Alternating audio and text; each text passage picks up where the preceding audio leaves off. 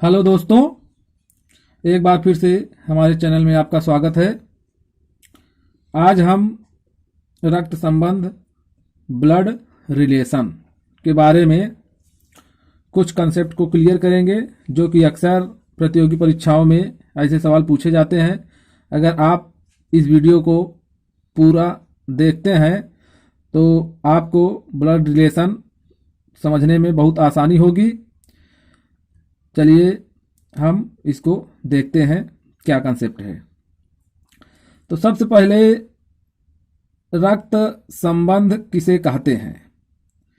रक्त संबंध के बारे में जब हम बात करेंगे तो सबसे पहले हमको समझना होगा कि रक्त संबंध कहते किसे हैं। इसको पहले आप समझिए। दो या दो से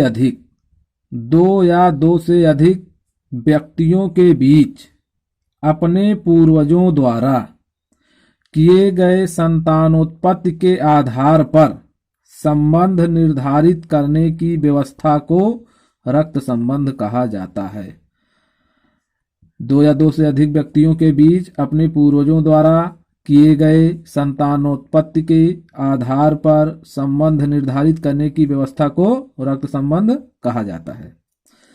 तो अब इसके बाद आप समझिए रिश्ते संबंधी जानकारी। पहले थोड़ा आप कुछ समझ लीजिए कि इसमें क्या क्या होते हैं, कैसे क्या होता है, तभी आप रीजनिंग के ब्लड रिलेशन संबंध को हल कर पाएंगे। सबसे पहले देखिए पीढ़ी सबसे पहले ले लीजिए। दो पीढ़ी ऊपर, मान चलिए ज़्यादातर होता है दो पीढ़ी ऊपर दो पीढ़ी नीचे तक सवाल आते हैं। तो सबसे पहले हम बात करेंगे दो पीढ़ी ऊपर के। तो दो पीढ़ी ऊपर में जैसे आप स्वयं की पीढ़ी जो होती है, मान लीजिए आप स्वयं हैं, तो आपसे दो पीढ़ी ऊपर सबसे पहले क्या होगा। दो पीढ़ी ऊपर पुरुष में होंगे दादा, दो पीढ़ी ऊपर हैं दादा, उसके बाद नाना। महिला में दादी, उसके बाद नानी। ठीक। अब आ जाइए एक पीढ़ी ऊपर। एक पीढ़ी ऊपर में कौन हो सकता है, जैसे पिता हो गया, चाचा, फूफा, मौसा, ससुर। वैसे ही महिला में भी माँ, चाची, बुआ, मौसी। ठीक। अब स्वयं की पीढ़ी में सबसे ज्यादा स्वयं की पीढ़ी में होते हैं। तो स्वयं की पीढ़ी में आप देख लीजिए पति। स्वयं की पीढ़ी में पति हो गया, पुरुष में पति, भाई, चचेरा भाई, ममेरा भाई, मौसेरा भाई, फुफेरा भाई, बहनोई, साला, देवर, जेठ, साली का पति, नंदोई। इसमें इतने लगभग लोग आते हैं। और महिला में देख लीजिए पत्नी, बहन, चचेरी बहन, ममेरी बहन, मौसेरी बहन, फुफेरी बहन, ननद, सलहज, देवरानी, जेठानी, भाभी, साली। ये स्वयं की पीढ़ी के इक्वल के होते हैं। अब आ जाइए एक पीढ़ी नीचे। एक पीढ़ी नीचे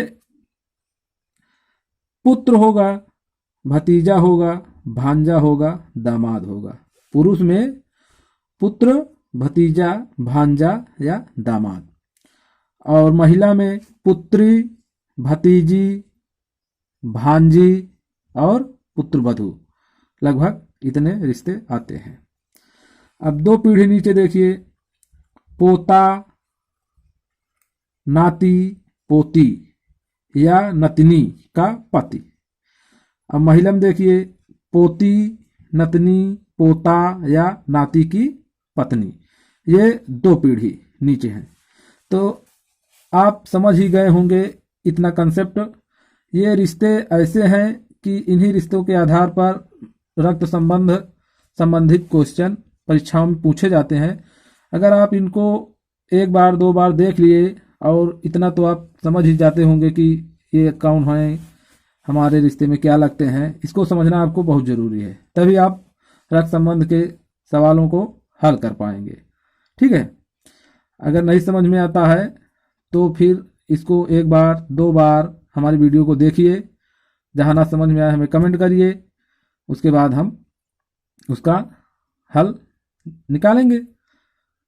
तो चलिए अब हम आगे बढ़ते हैं। तो आगे जो है हमको समझना क्या है, सबसे पहले आप समझिए रिश्तों में पुरुष होगा या महिला होगा, इसके अलावा तो रिश्ते जो है ज़्यादातर बनते नहीं।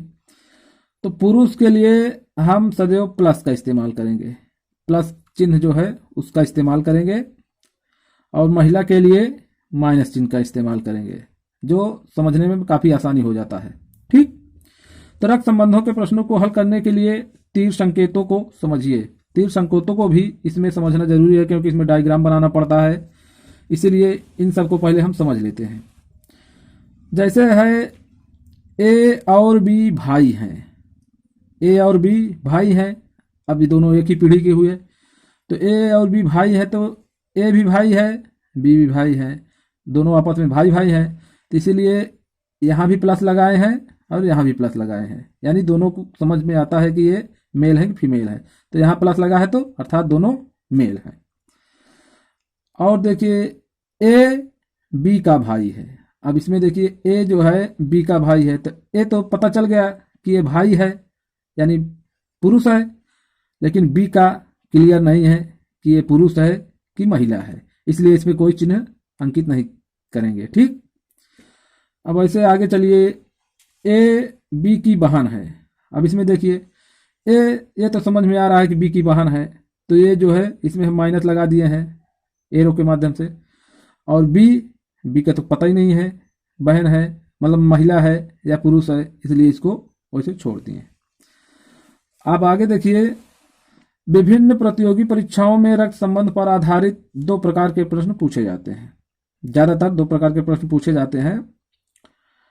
तो उसी के आधार पर हम आज प्रकार नंबर 1 के बारे में चलिए कुछ सवाल हल करते हैं।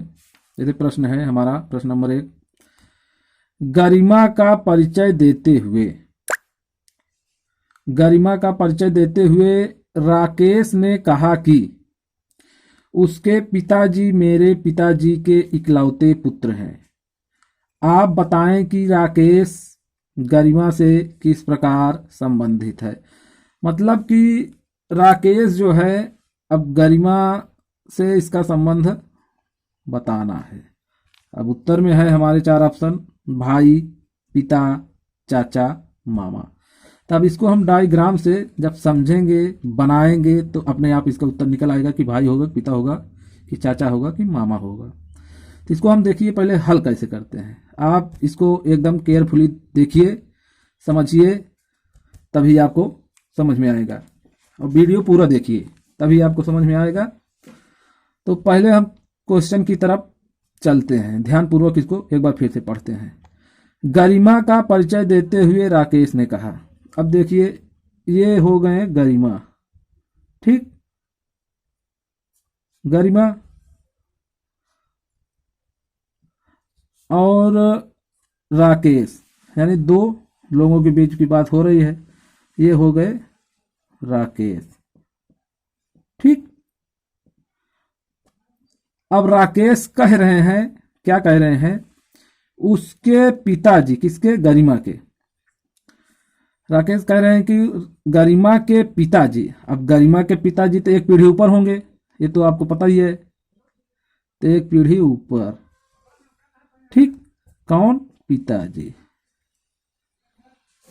इसको लिख लीजिए पिताजी। ठीक, मेरे पिताजी के, यानी राकेश कह रहे हैं कि राकेश के पिताजी के, तो इनके भी एक पीढ़ी ऊपर होंगे, राकेश के भी, इनके भी पिता,